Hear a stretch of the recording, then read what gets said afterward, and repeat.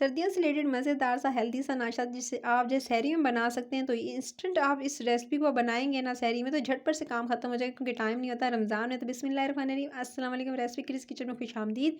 सबसे पहले एक पैन में आपने 2 टेबल स्पून अपने ऑयल के डालने हैं। उसके बाद ही आपने इसके अंदर एक प्याज स्लाइस्ड करके शामिल कर देना है।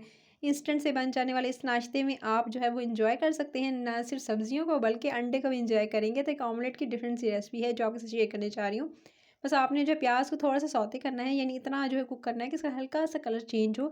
जैसे ही थोड़ा सा कलर इसका चेंज होगा, इसको ज़्यादा गोल्डन नहीं करना है। बस आपने इसके अंदर 2 ब्लेंड किए हुए जल्दी से इंस्टेंट आपने टमाटर डाल देना है, या टमाटर की प्यूरी आप इसके अंदर शामिल कर सकते हैं। टमाटर को इस तरह से आपने पकने देना है थोड़ी देर के लिए, ताकि इसका जो पानी आपको नज़र आ रहा है ये थोड़ा ड्राई हो जाए। फिर उसके बाद आपने इसके अंदर एक थोड़ा सा शामिल करना है, 1 टीस्पून तकरीबन भरकर आपने अदरक लहसुन का पेस्ट इसके अंदर शामिल कर देंगे।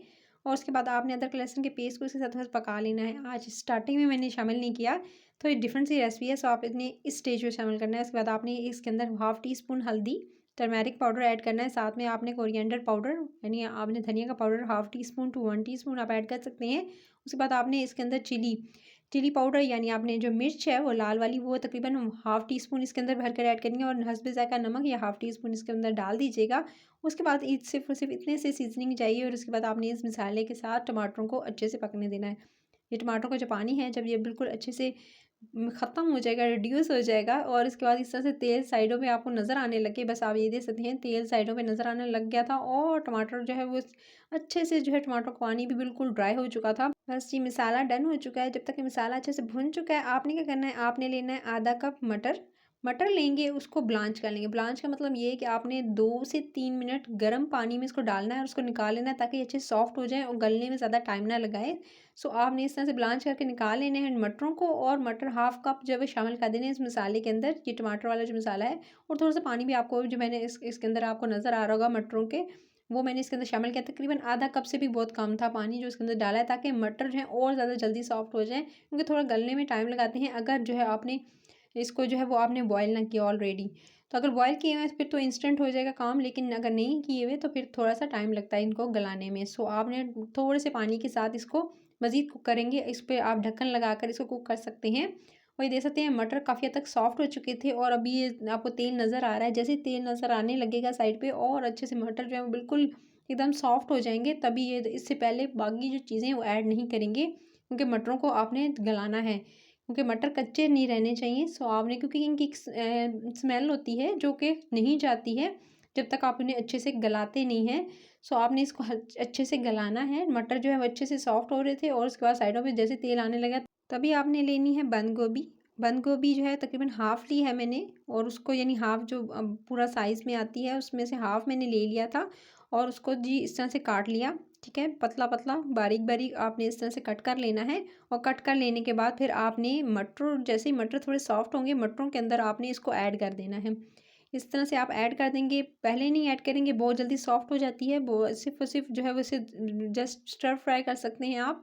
इसको 2 से 3 मिनट दीजिएगा, क्योंकि ज़्यादा टाइम देंगे तो ये क्या होगा, इसके मिनरल्स ख़त्म हो जाएंगे जो इसके अंदर होते हैं, और इसके अलावा ये बहुत जल्दी जो है एकदम गल जाती है। सो आपने पहले मटर गलाने हैं, उसके बाद आपने इसके अंदर जो है गोभी को शामिल करना है।